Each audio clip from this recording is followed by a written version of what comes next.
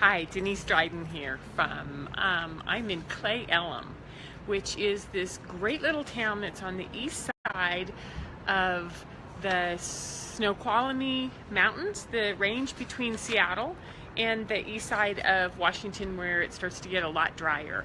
So this is a sweet little town. It's on the highway up. It's got a lot of old, as you can see, sort of brick fronts, and I'm at Pioneer Coffee and Nitro Coffee. It's awesome. For those of you who've been following me on Facebook, you know I've been on a 10-day journey of exploring what wants to happen. Like, what if there was something else to do besides live in Whitefish, Montana?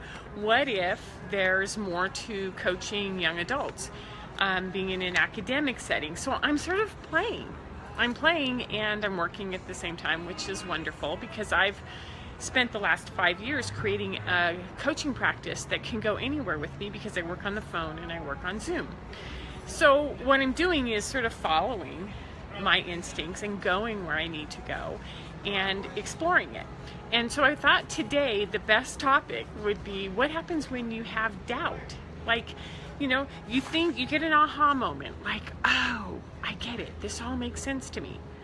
I know what I need to do. I know what my heart feels like. I know what is guiding me. I know what feels right for me, right? And everything lines up and you go, there it is. And then you get into the, 10 minutes later, half an hour later, 2 days later, and it's this whole thing of like, oh, what if I was wrong? What if I don't know? What if that was just sort of an emotion? And I thought that comes up a lot as parents. And as when we're in relationship and when we're trying to figure out what works. And I thought that this is the perfect topic for me to explore today from this. And it's a little smoky and hazy, so I was trying to get you a picture of the mountains, but it's not working. So I'm inside this little cafe courtyard. Doubt, right? So when things come up and you get that aha, it's like, I know what the right answer is. So examples of what that might be. When you know something's off with your kiddo and you know that there are certain teachers that they work with and certain teachers that they don't work with really well. When you notice that in some areas like creativity or projects, they just flow and they can timeline out and they can make things happen, and then when they have homework or certain structured situations, they shut down or they fail. They fail to manage themselves. They fail to meet the deadlines.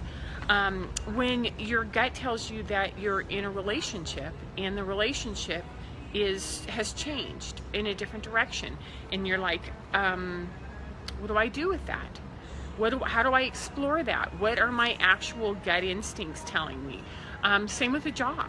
When you're in a job and you realize you've peaked and you've hit that maximum level and you're like, I'm ready to do more. And I have this like vision and I get all excited about it when it happens, but then this doubt comes in and I get frozen with fear. These are the kind of things I'm talking about, is when you get a little spark and then you don't know what to do, a little spark of information. So I spent the last 10 days off and on at my friend Kim Hudson's house with her lovely family, and she is such a wise woman. And so she was telling me about her 4 pillars, or the 4 pillars that she uses as guidance from the Fourfold Way. So I thought I would share those with you. And the first thing is show up. Really pay attention, and that's the second thing, but show up. Really, get there. Bring all of your presence to where you are, whether it's get down on your hands and knees with your kiddo and watch them, play with them, observe them. Make sure.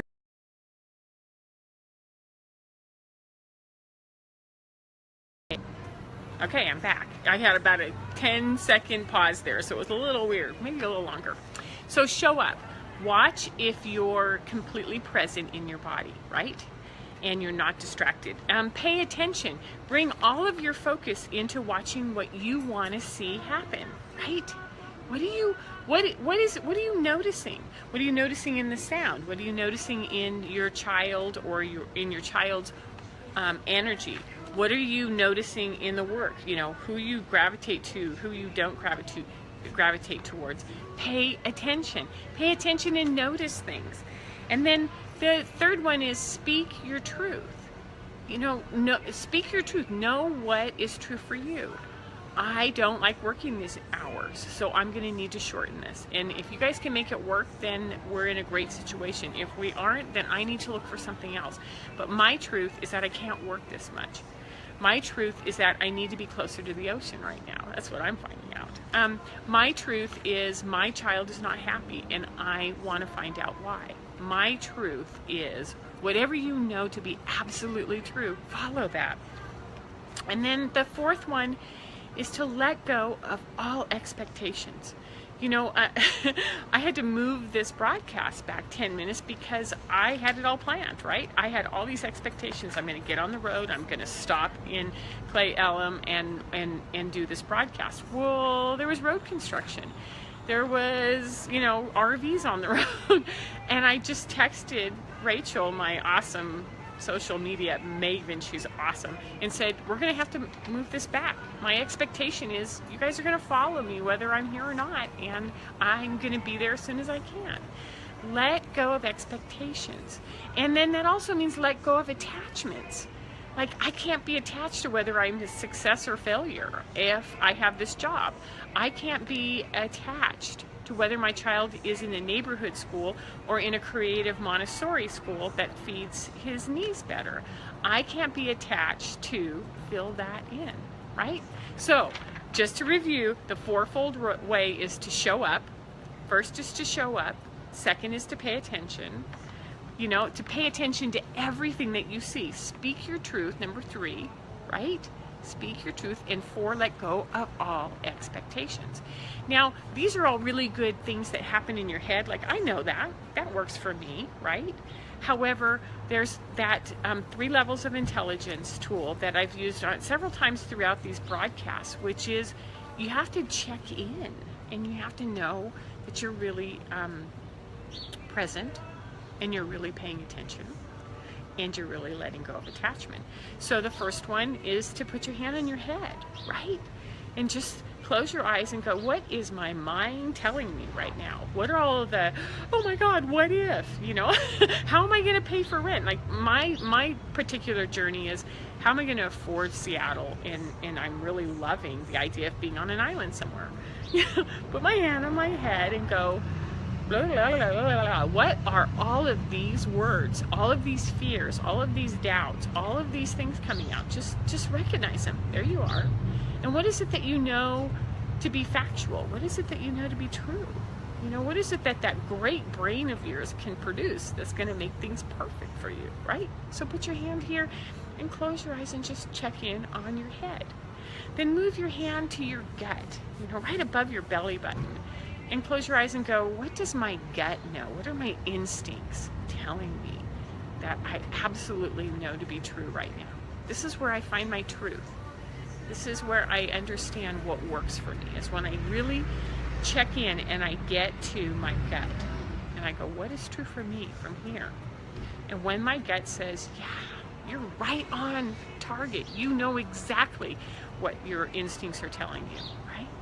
Then you go, there it is.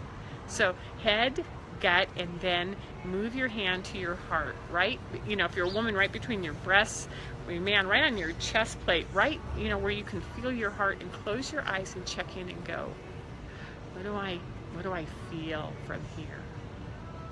So it's think, you know, truth, and feel. What do I feel? And start to close your eyes and think, what is it going to feel like to live in Washington? What is it going to feel like to have my child happy? What is it going to feel like to work less hours and have freedoms to do things I really want to do?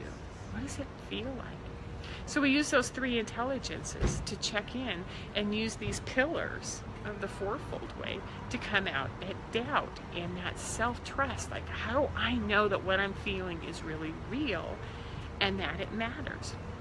And then I'm going to leave you with another tool that I'm going to play with in the weeks to come, which is sometimes when we have a lot of doubt and we don't know what to do, you can even put them on pieces of paper, right? And just write them down and put them on the floor and stand on them. Literally, it's just bizarre. Stand on them. Stand on them and just close your eyes and go, what does it feel like? What does it feel like in my head?